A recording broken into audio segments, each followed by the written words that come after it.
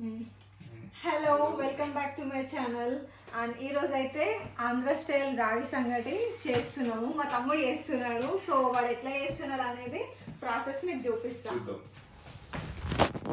రాగి సంగటి అండ్ నాటుకోడి పులుసు కూడా చేస్తున్నాము.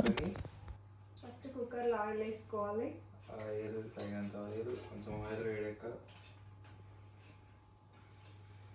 కొంచెం ఆయిల్ హీట్ అయిన తర్వాత ఇంకా స్పైసెస్ అన్నీ వేసుకోవాలా. స్పైసెస్ కొంచెం జీలకర్ర వేసుకోవాలి. ఓకే, సో ఇవన్నీ రెడీ పెడతాను.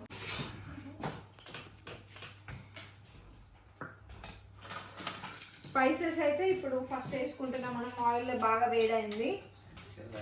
ఇంకా ఇలాచి, దాల్చిన చెక్క, బగారాకు అవన్నీ, వాటితో పాటు కొంచెం జీలకర్ర కూడా,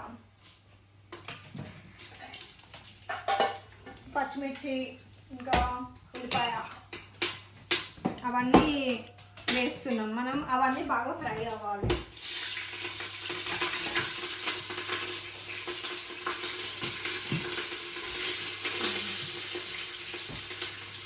సో స్పైసెస్ అన్నీ వేసుకొని మనం బాగా ఫ్రై చేసుకోవాలి. అంటే సేమ్ నార్మల్ చికెన్కి వేసుకున్నట్టు. మనము నాటుకోడి పులుసు రెడీ అయ్యేటప్పుడు సైమల్టేనియస్గా రాగి సంగటి కోసము అన్నం కూడా కుక్ చేసుకుంటున్నాము. రైస్ ఏంటంటే మనం ఒక 4 కప్స్ రైస్కి ఒక 10 కప్స్ ఆఫ్ వాటర్ వేయాలి. అంటే కొంచెం వాటర్ ఎక్కువగానే వేసుకోవాలి. ఆనియన్స్ ఆల్మోస్ట్ ఫ్రై అయిన తర్వాత కొంచెం పసుపు వేసుకోవాలి, చిటికెడంతా.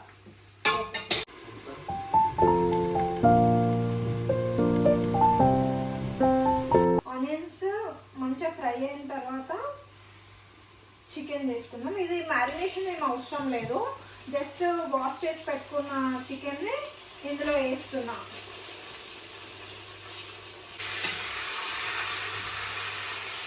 సో ఇంకా చికెన్ వేసుకొని మంచిగా బాగా కలుపుకోవాలి. కలుపుకొని ఇది ఒక 5-10 మినిట్స్ అట్లా ఉడకనివ్వాలి. సాల్ట్ వేసుకోవాలి. తర్వాత కొంచెం కారపొడి, అంటే ఎంత సరిపోతుందో అనుకోండి. అంటే మీరు కొంచెం స్పైసీనెస్ ఎక్కువ తింటే ఎక్కువ వేసుకోండి. తర్వాత ఒక 2 స్పూన్స్ ధనియాల పొడి వేసుకోండి. ఇంకా వేసుకొని బాగా కలపాలి. ఉప్పు, కారం అన్నీ వేసుకున్న తర్వాత కొంచెం చికెన్ మసాలా కూడా వేసుకోవాలి. కొంచెం వేసుకోవాలి ఫస్ట్, మనం మళ్ళీ లాస్ట్లో కొంచెం వేసుకుంటే ఫ్లేవర్ బాగుంటుంది. వేసుకొని ఇంకా బాగా కలుపుకోవాలి. మనము సరిపడా నీళ్ళు వేసుకోవాలి. నీళ్ళు కొంచెం ఎక్కువనే వేసుకోవాలి, ఎందుకంటే మనకి నాటుకోడి చికెన్ అనేది బాగా గట్టిగా ఉంటుంది. సరిపడా నీళ్ళు వేసుకున్న తర్వాత మనము కుక్కర్ క్యాప్ పెట్టుకొని ఒక 8 విజిల్స్ వచ్చే వరకు పెట్టుకోవాలి. మనకి రైస్ ఒక 80% కుక్ అయిన తర్వాత రాగి పిండి కొంచెం కొంచెం వేసుకోవాలి. ఎందుకంటే ఒకేసారి వేస్తే మొత్తం ముద్దలు అవుతుంది. అందుకే కొంచెం కొంచెం వేసుకొని కలుపుకుంటూ ఉండాలి. బాగా కలుపుకోవాలి, లేదంటే ముద్దలు కట్టిపోతుంది పిండి. రాగి సంగటిని బాగా కలుపుకోవాలి రాగి పొడేసి. నాకైతే గిన్నె చిన్నదైంది. మీరు కొంచెం రైస్ ఎక్కువ వేసుకుంటే గిన్నె పెద్దది పెట్టుకోండి, కలపడానికి ఈజీ అవుతుంది. బాగా అంటే బాగా కలుపుకోవాలి, అప్పుడైతేనే మనకి ముద్దలు అనేటివి మంచిగా వస్తాయి. రాగి పిండి బాగా కలుపుకున్నాక మనము ఇంకా పెద్ద పెద్దగా ముద్దలు చేసుకోవాలి. కొంచెం వేడి మీద ఉన్నప్పుడే చేసుకోవాలి, ఎందుకంటే వేడి తగ్గిపోతే అది ముద్దలు అనేటివి మనకు కరెక్ట్గా రావు. సో అందుకనే వేడి మీదనే కొంచెం చల్లటి నీళ్ళు చేతులకు అద్దుకుంటూ పెట్టేసుకోవాలి. ఇది కాక అయ్యింది.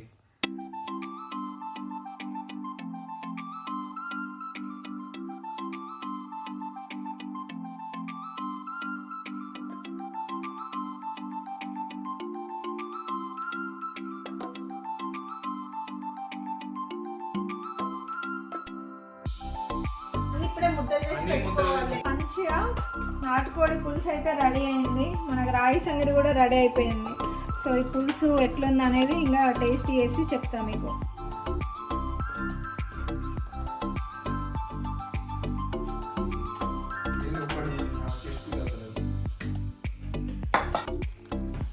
ఇదిగో పండు. ఒత్తుకొని పూజ చేసుకొని ఇప్పుడే టేస్ట్ ఎట్లుందని వాడు రివ్యూ ఇస్తాడు ఇక. చెప్పరా ఎట్లుంది? ఇంకా నాటుకోడి పులుసు ఎట్లుందని చెప్పి నాటుకోడి రాగి సంగటి టేస్ట్ ఎట్లుందని రివ్యూ ఇస్తాడు ఇప్పుడు.